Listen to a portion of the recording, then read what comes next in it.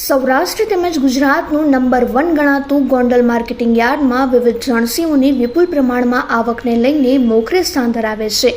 8 દિવસ માર્ચ એન્ડિંગની રજાઓ પૂર્ણ થતાં વિવિધ જણસીની આવક શરૂ કરાતા માર્કેટિંગ યાર્ડ જણસીની આવકથી ઉભરાયું હતું. યાર્ડમાં 2 દિવસ પહેલાથી આવક શરૂ કરવામાં આવી હતી. યાર્ડની બહાર બંને બાજુ વિવિધ જણસી ભરેલા વાહનોની 4 થી 5 કિલોમીટર લાંબી લાઇન લાગી જવા પામી હતી, જેમાં મરચા, ધાણા, ઘઉં, ચણા, ડુંગળી, કપાસ, લસણ સહિતની જણસીની વિપુલ પ્રમાણમાં આવક નોંધાતા ગોંડલ માર્કેટિંગ યાર્ડનું ગ્રાઉન્ડ જણસીથી ખચોખચ ભરાઈ જવા પામ્યું હતું. માર્ચ એન્ડિંગની રજા પછી હિસાબી વર્ષ પૂરું થતાં ગોંડલ માર્કેટિંગ યાર્ડ આજથી રેગ્યુલર ધમધમવા માંડ્યું છે. છેલ્લા 2 દિવસથી આ ગોંડલ માર્કેટિંગ યાર્ડમાં ખેડૂતોએ મહા મહેનતે પકાવેલો પોતાના માલનું, હું એમ કહી શકું, ઘોડાપૂર આવ્યું છે. જે રીતે સમગ્ર સૌરાષ્ટ્રના ખેડૂતોને ગોંડલ માર્કેટિંગ યાર્ડ ઉપર ભરોસો છે, ગોંડલ માર્કેટિંગ યાર્ડ ખેડૂતો પોતાનું માને છે, એ રીતે છેલ્લા 2 દિવસથી આ એટલો બધો માલ આવ્યો.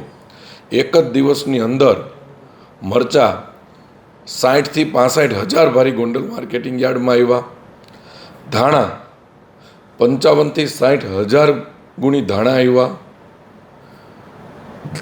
ઘઉં 50,000 કટ્ટા ઉપર ઘઉં આવ્યા.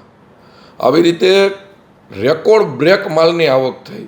45,000 કટ્ટા તો ખાલી ચણાની આવક થઈ. આવી રીતે બધી જણસીનું છેલ્લા 2 દિવસથી આ ઘોડાપૂર આવ્યું. માર્કેટિંગ યાર્ડ માલથી છલોછલ છલકાઈ ગયું છે અને આજથી હરાજીનું કામ રેગ્યુલર થઈ ગયું છે. એ હરાજીના ભાગરૂપે આજે મરચાં 1500 થી 2500 રૂપિયાના ભાવ હતા અને દેશી મરચું જે ગોંડલનું ફેમસ છે એ 5500 થી 6000 રૂપિયામાં ગયું. ધાણા 1200 થી 2000-2100 સુધીમાં ગયા. ધાણી 1400 રૂપિયાથી 2300 રૂપિયા સુધી ગઈ.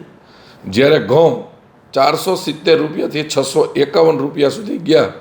આવી રીતે ગોંડલ માર્કેટિંગ યાર્ડમાં આજથી ભાવનું મુહૂર્ત થયું છે અને ખેડૂત અમારો ભગવાન છે. અને આજે હું તો ત્યાં સુધી કહું, માલથી નહીં, અમારા ભગવાનથી અમારું માર્કેટિંગ યાર્ડ છલોછલ છલકાઈ ગયું છે. અત્યારે જેની જબરજસ્ત આવક થઈ છે એવા ઘઉં છે, ધાણા છે અને મરચાં છે. એની આવક પાછી બંધ કરવામાં આવી છે. આમ તો સમગ્ર સૌરાષ્ટ્રમાંથી ખેડૂતો માલ લઈને આવે છે.